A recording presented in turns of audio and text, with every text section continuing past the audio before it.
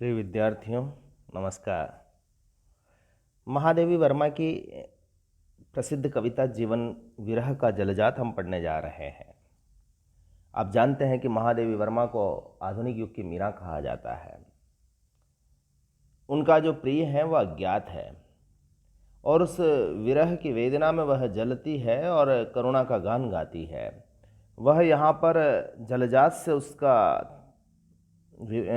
तुलना करते हुए कहती है कि जो मेरा विरही जीवन है वह जलजात की भांति है, अर्थात कमल की भांति है।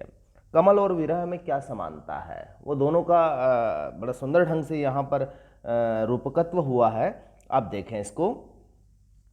वो कहती है कि विरह का जलजात जीवन विरह का जलजात, वेदना में जन्म करुणा में मिला आवास, अश्रु चुनता दिवस इसका अश्रु गिनती रात, जीवन विरह का जलजात जीवन विरह का जलजात। महादेवी वर्मा कहती है कि जो मेरा विरह है ये जीवन विरह में ही गुजर गया और उसका जीवन ऐसा रहा कि जैसे किसी कमल का जीवन होता है। कमल की क्या खासियत होती, क्या विशेषता होती है कि वह जल में जल रहता है, जल में ही रहता है, उसकी पंखुड़ियों में भी आंसुओं की बूंदें रहती है। तो वेदना में जन्म करुणा में मिला आवाज, और पूरे जीवन को वो बताती है कि जिस तरह से करुणा में उसका जन्म वेदना में होता है, अर्थात जल में जन्म लेता है कमल और अंत तक वह जल में ही रहता है। ठीक महादेवी वर्मा अपने जीवन की उससे तुलना करते हुए कहती है कि मेरा भी जन्म कष्टमय ही हुआ है, वेदना में ही हुआ है। मैंने जन्म के बाल्यकाल से ही वेदना को ही झेला है और अंत में वह मेरा करुणा अवसाद भी बना और करुणा में ही मेरा बीत गया। यानी मेरा पूरा जीवन चक्र वेदना और करुणा में बीतता गया, मेरा विरह जीवन ही रहा। और मेरे जीवन में क्या कि अश्रु चुनता दिवस इसका अश्रु चुनती रात, दिन में भी आंसू पड़ते रहते और रात में भी आंसू पड़ते रहते। ठीक वैसे जैसे कमल के पंखुड़ियों से 24 घंटे रस झरता रहता है, तो कमल की भांति मेरा जीवन रहा है, जहाँ आँखों से आंसू हैं, वेदना में जन्म है और करुणा में उसका जीवन चल रहा है। तो मेरी जीवन ऐसे ही बीता। आगे वो कहती है कि आंसुओं का कोश उर्द्रग अश्रु का टकसाल, तरल जल कण से बने घन सा क्षणिक मृदुगात, तरल जल से बने घन सा क्षणिक मृदुगात, जीवन विरह का जलजात जीवन विरह का जल। आंसुओं का कोशुर, मेरा यदि हृदय को देखें तो आंसुओं का कोश मिलेगा। इतने आंसू भरे पड़े हैं कि जब वो स्मृतियों में खोए रहते हैं तो आंसू निकलते रहते हैं, कभी आंसू सूखते नहीं हैं। और आंखों को यदि देखें तो वो अश्रु का टकसाल है, जहाँ पर आंसू गड़ के बाहर निकल रहे हैं, जैसे किसी टकसाल से सिक्के निकलते हैं। ठीक वैसे ही मेरे आंसू निकलते हैं मेरी आंखों से। तो तरल जलकण से बने घन सा क्षणिक मृदुगात, और ये तरल जैसे कोई बादल जो बना होता है, कोमल कोमल बूंदों से बना हुआ होता है, तो वैसे ही मेरी तरल बूंदों से बना हुआ यह शरीर है।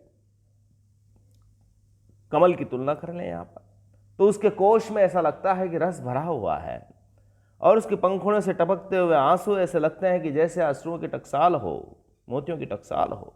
और तरल जल घन से ही उसका बना हुआ कोमल शरीर होता है और घन के समान, बादलों के समान, जैसे बादल के अंदर से पानी निकल जाए तो कुछ रहता नहीं है, तो ठीक वैसा ही कमल का शरीर होता है, वैसा ही मेरा जीवन हो गया है, मेरा ही शरीर वैसा ही हो गया है। क्यों? क्योंकि मेरा जीवन विरह में डूबा हुआ है। अश्रु से मधुकण लुटाता आया हाँ मधुमास, अश्रु ही की हाट बन आती करुण बरसात। और यदि देखा जाए तो कमल क्या करता है, उसके पत्तों से, उसके पंखुड़ियों से रस तो झरता है, लेकिन उसमें से खुशबू आती है, पराग झरता है और वह मधु के कण लुटाता है। तो ठीक मेरे आंसू भले ही निकल रहे हैं, लेकिन मैं सृष्टि के कल्याण के लिए अपना कर्म करती रहूंगी। मेरा अपना अवसाद हो सकता है, मेरी अपनी पीड़ाएं हो सकती है, लेकिन यह मधुमास के लिए, मधुमास को हरा भरा रखने के लिए, मधुमास की जो खुशबू है, उसका वैभव है, उसको बनाए रखने के लिए सतत प्रयत्नशील है। और इसलिए अश्रु ही की हाट बना आती करुण बरसात। अश्रु चाहे हमारे कितने ही निकले, लेकिन लोगों के लिए तो वो करुणा की बरसात ही होगी। यानी कुल मिलाकर के ये है कि परमार्थ मेरा लक्ष्य है, मैं कभी उसको अपनी जीवन की कसक को दुनिया के लिए नहीं है।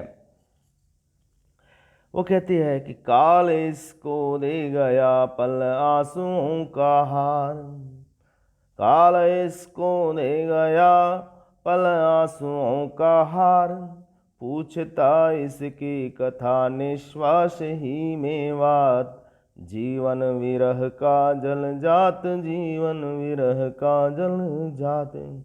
काल इसको दे गया, यानी मेरे जीवन का समय ने क्या दिया मुझे, केवल आंसुओं का हार दिया है।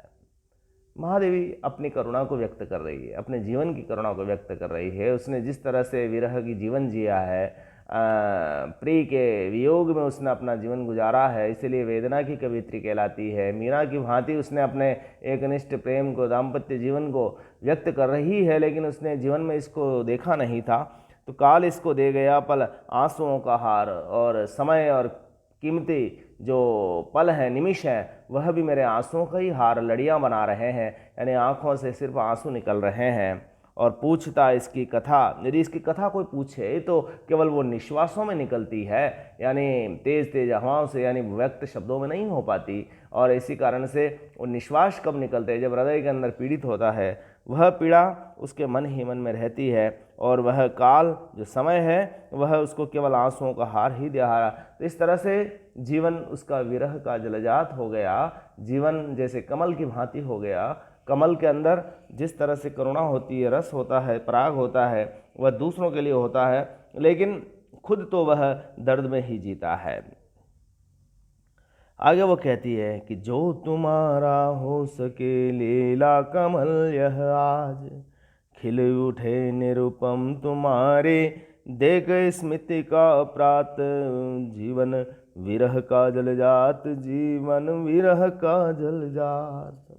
और वहाँ पर कवित्री कहते हैं, अंत में प्रार्थना करती हूँ कि अगर मेरा यह विरही जीवन, हे भगवान, आपके लीला कमल आशीर्वाद को प्राप्त कर सके, अर्थात आप अपनी कृपा से इस विरही जीवन को अपनी लीला से खिला सकें, तो तुम्हारी उपमा रहित प्रातःकाल रूपी मुस्कान को देखकर यह विरह जलजात खिल उठेगा, विकसित हो जाएगा। क्या आशय है, जब अंधकार काल के बाद सुबह प्रातःकाल होता है तो कमल की पंखुड़ियाँ उस सूर्य की किरणों में नहा जाती है, खिल पड़ती है। तो यहाँ पर सूर्य को सामने रख करके कहा जा रहा है कि जो तुम्हारा हो सके लीला कमले आज, खिल उठे निरुपम तुम्हारी देख स्मित का प्रात, यानी सुबह सुबह का जो प्रातःकालीन तुम्हारी किरण यदि मुझ पर गिर जाए, इस दूसरी तरफ अर्थ में ले तो हे प्रभु आपका आशीष मिल जाए, तो ये लीला कमल फिर खिल पड़ेगा। चाहे वह दुखों से भरा हुआ है, चाहे वह कष्टों से है, पीड़ा से है, अवसाद में है, दुखों में है, आंसुओं की टकसाल बना हुआ है, लेकिन यदि उसे सूर्य का प्रकाश मिल जाए तो वह मुस्कुराहट से अपने रस को बिखेर सकेगा, दुनिया का कल्याण कर सकेगा, दुनिया के लिए अपना जीवन जी सकेगा। ये मेरा जो विरह में लीन जलजात है, यह ऊर्ध्वमुखी है। हे प्रभु, आपके प्रति मेरी निष्ठा, आपके प्रति मेरा समर्पण इस भाव से है कि यह मुझे जीवन को उद्देश्यपूर्ण बना सकेगा। तो यहाँ पर आपने देखा, कवित्री ने अपने विरह का वर्णन तो किया, लेकिन कमल को रूपक बना करके किया।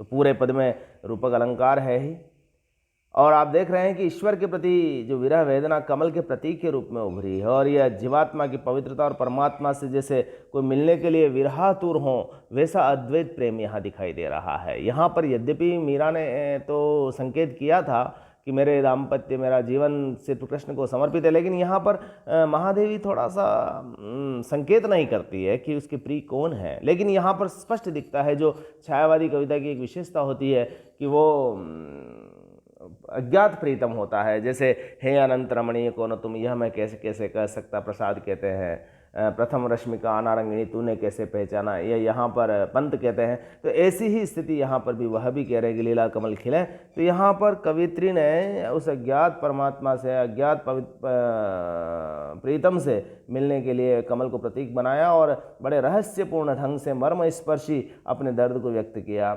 यहाँ पर जो रहस्यानुभूति का दिग्दर्शन इस पद में हो रहा है, भाषा में जो शब्द आए हैं, जैसे मधुकण हुआ, मधुमास हुआ, जलजात, निश्वास, लीला, कमल, निरुपम, स्मित, ये बड़े प्रयोजनजन्य हैं। इन शब्दों का जो चयन कवित्री ने किया है वो बड़े उद्देश्यपूर्ण ढंग से किया है। जो कमल के आसपास उसके रूपक को घड़ते हैं और दूसरी तरफ उसके समानार्थी उसके विरह को भी व्यक्त करने वाले हैं। शैली गीतात्मक है और छायावादी बिंब इसमें उभरे हैं। तो एक तरह से यह कविता वियोग की कविता है, संगीतमय है और रस भरी है। आज बस इतना, इस कविता की आप व्याख्या कर लें।